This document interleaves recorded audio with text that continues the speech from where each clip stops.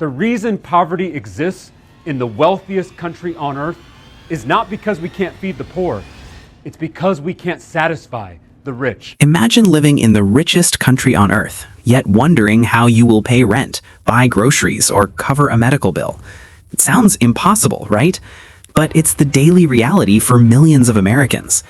A nation with more billionaires than anywhere else. Hunger is a pretty powerful thing. I don't mean physical hunger, because people who truly are in need help.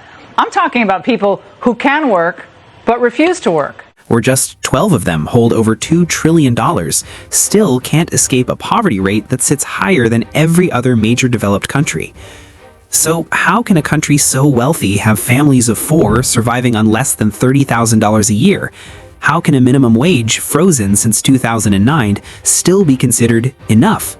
And how can the bottom 20% watch their incomes crawl forward, while the top 0.01% rockets ahead at 27 times their pace? Elon Musk is about to become the first trillionaire. He's about to make more money than every elementary school teacher in America combined. Do we really believe one man is worth more than every elementary school teacher? These aren't random cracks in the system, they are patterns. From wages that refuse to rise, to housing and healthcare costs that break household budgets, to a racial wealth gap so deep it reshapes entire generations. And if you zoom in, you will see that poverty itself has a zip code, clustered in communities left behind by shifting economies and decades of neglect. America has already tested solutions that worked. And it will cut child poverty in half in this country. That's the estimate. Child poverty will be cut in half as a consequence of what's in this Recovery Act. Then let many of them expire.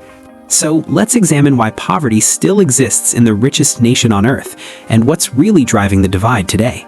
When you think of the richest country on earth, you probably picture abundance, booming cities, high-paying jobs, and endless opportunity.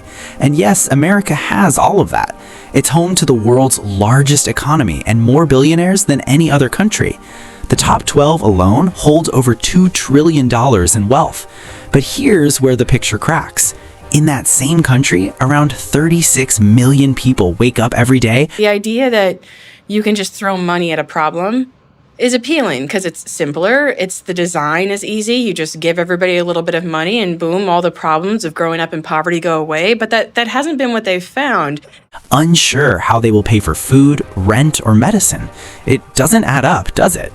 For a family of 4 living on less than $30,000 a year, the idea of American wealth feels like something happening in another universe.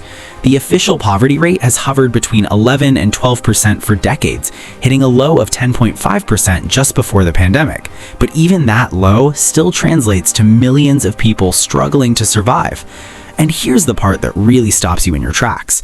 The United States, over the past decades, is certainly in the 20th and 21st century, have lifted billions of people out of poverty and starvation because of sharing our beneficial economy and our missionaries, our business leaders going around the world.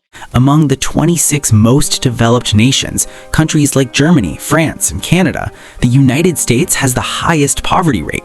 Not high, the highest. In a nation with unmatched wealth, leading-edge technology, and global influence, the most widespread poverty belongs to America. That's the paradox. It's not because resources are missing, it's because the gap between those who have and those who don't has become a canyon. So the real question becomes this: if the country is overflowing with wealth, why are so many people locked out of it? Asian Americans are often portrayed as economically and educationally successful, but in reality, about 1 in 10 Asian Americans live in poverty. And why hasn't that changed, even as the economy grows larger and richer every year?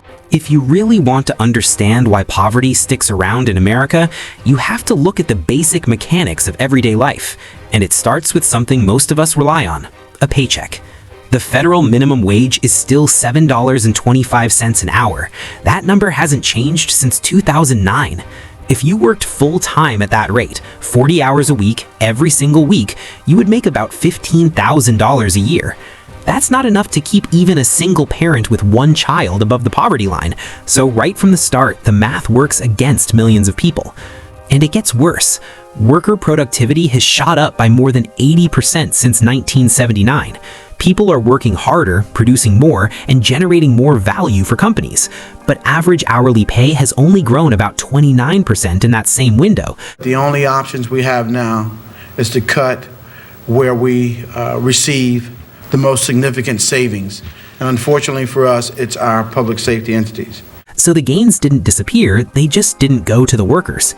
Between 1979 and 2021, the income of the top 0.01% grew almost 27 times faster than the income of the bottom 20%.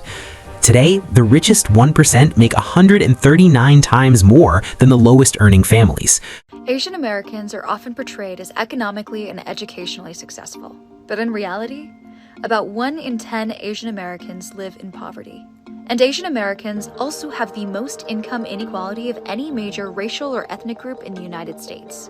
While paychecks have barely moved, the cost of simply staying alive has exploded.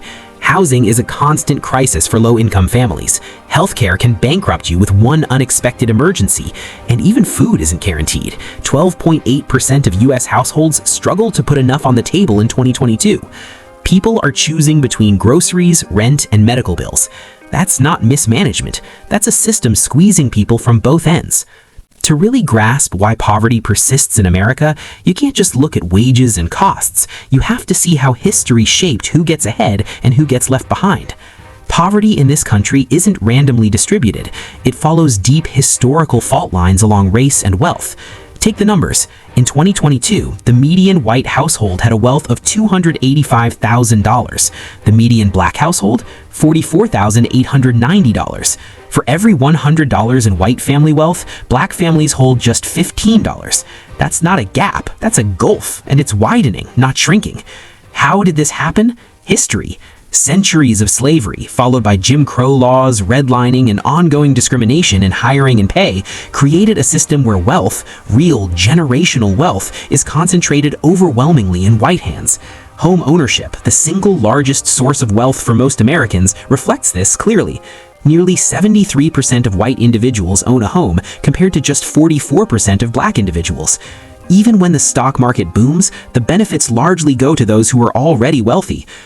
Child poverty in America is remarkably high for an advanced, developed democracy. And you have to ask yourself, what is the future of a society that doesn't invest in its children? From 2019 to 2022, stock equity accounted for nearly 30% of wealth growth for white households, but only 4% for black households. The result is a compounding effect. Poverty isn't just about income today. It's about having no financial cushion for emergencies, no down payment for a house, and no inheritance to pass to the next generation.